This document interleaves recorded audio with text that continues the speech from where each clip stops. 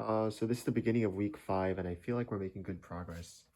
Compared to the other videos, you can see that um, there's another fruiting room set up here on the right, or another grow tent that is. So this is the colonization room right here, and then on the left, we have the fruiting room that was set up earlier. So the conditions for colonization are a bit more forgiving, so there's not as much going on here. So buckets that are colonizing will be here, and then the fruiting room will be here. Um, and so the back here, you can see that I've cleaned up the area a little bit more.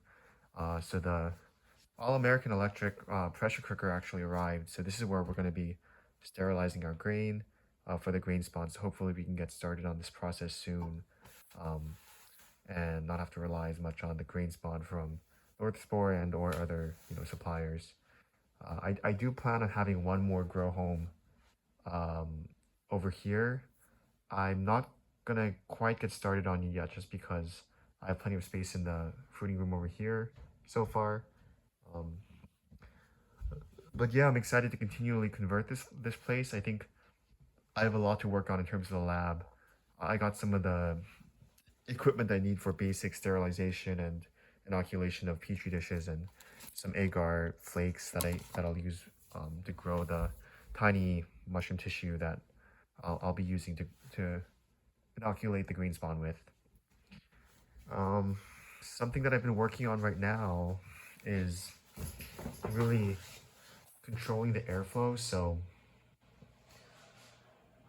I've been thinking a lot about what I need to do in order to make sure that the spores don't get into the house's ventilation system.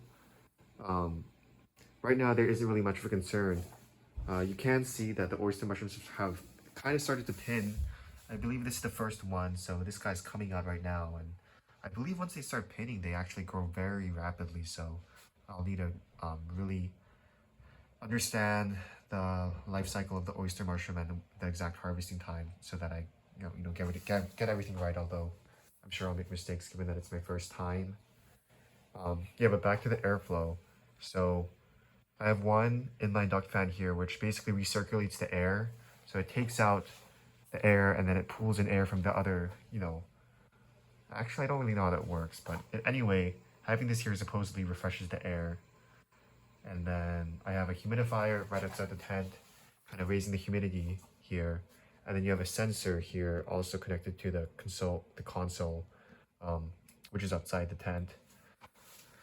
So they do say that having kind of like a gentle breeze is good inside these grow homes. So I may get one of those AC Infinity little fans that can connect to the console. It's kind of overpriced, but it is nice that it can connect to the console, and then you can schedule like specific runs, and everything's kind of in one centralized place.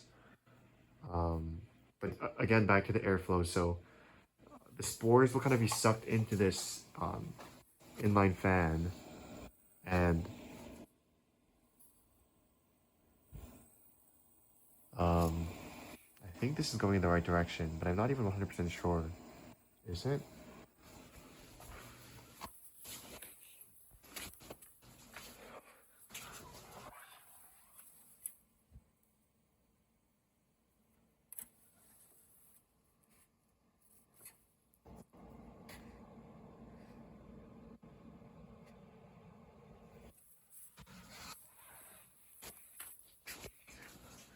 How do I make sure that it's going in the right direction?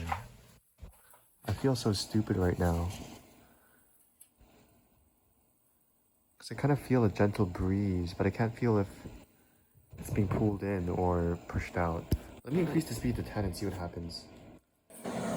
Yeah, so I increased the speed of the fan, and you can clearly feel the wind blowing out through this way. So I don't know why I got confused, but it is placed in the right direction. So I'm gonna lower that back to 1. So I lowered this back to 1, and yeah, that's correct. So anyway, this is gonna suck in the air kind of to refresh the oxygen content of the room, and so the spores will be sucked in through this device as well. So right now I have like a makeshift like filter that I built. The mushrooms aren't really producing spores anyway, so it doesn't matter too much. But just as maybe an example of what I would do. But this house filter that was made to filter dust particles actually isn't fine enough. for the potential spores that are going to be making its way through this fan. So I kind of have to figure out a different solution. And it's extra important because, you know, I'm living in this house and I don't want the spores to be circulating through the air and through the main HVAC system in the house.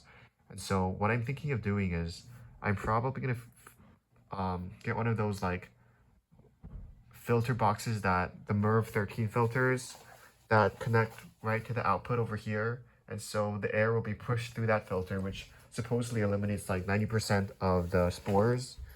And then 90% obviously isn't good enough. So what I'm going to do is replace this tubing so that it goes all the way down. And then at the end of that, I'm going to put a HEPA filter so it'll suck in anything that made its way past the MERV filter.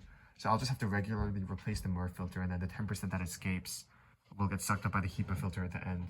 So I don't even know if this actually works. This is like an old HEPA filter, so I'll have to double check this. But yeah, that's definitely one thing that I have to really make sure I do within the next week or so because the mushrooms are starting to fruit. So